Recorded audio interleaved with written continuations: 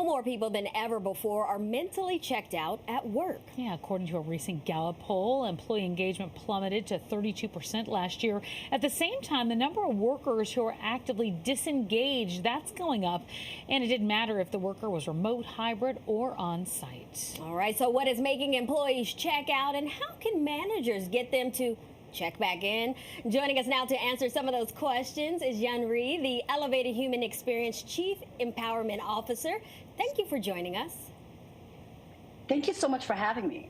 All right, so what did you think when you first heard these statistics, and were you even surprised? No, I was not surprised at all. As a matter of fact, I think those percentages are going to increase unless we do something about it. If you really think about it, we've just been through, so much in this entire environment with all the pandemic, the political issues, the health scares, inflation due to, the people needing to have survival needs met. So there's a lot of people checking out, not just at the work, but also it impacts their home as well. Well, so what do you think is causing this drop? Because it's a real drop in employee engagement. I think there's a lot of things happening, but the biggest thing is people really not giving themselves permission to do what it is that they want to do, including the company. I think a lot of times we need to assess whether the companies have the same vision and mission as they once did, and are they conveying that vision and mission to their employees? In order to find massive success in anything, you have to have all the members of the team bought into that vision. So on your list, one of the causes of employee disengagement is poor management. So how can a company fix that issue? So I love this statement called, sometimes we need to slow down in order to speed up. So I think first and foremost, making sure that all the managers are in place are also on the same page and they're sharing a common goal towards a mission.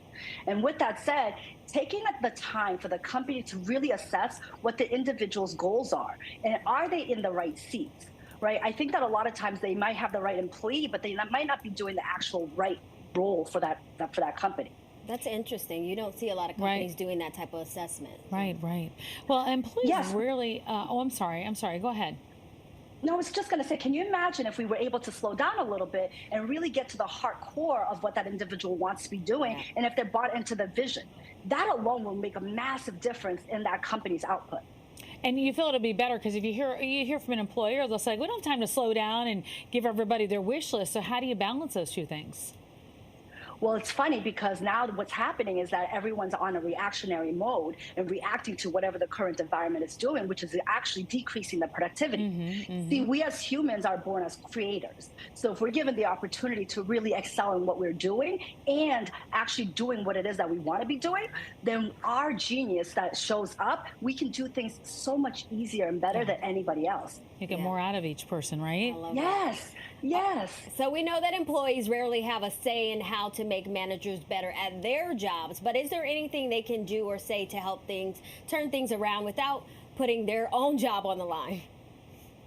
I love that. And number one, I think it starts with giving themselves permission to have a voice. I think that's actually a crux of a lot of issues that's going on, not just in companies, but also in relationships with families and whatnot, but really allowing that permission to say, what I want matters. How I want things also matters. And then speaking out of love and abundance. I think for so long we've been programmed under fear and lack that's just become the way that we operate, but that's not the truth. We actually live in a world of abundance, and if we give ourselves permission to express so, things will have a more positive outcome. Yeah, I could not agree with you more. Yun, thanks so much for joining us this afternoon. It's sure nice to have you with us. Thank you so much for having me. It's been such an honor. All right, if you'd like more employment tips, you can follow her on social media at yun.rhee. Well,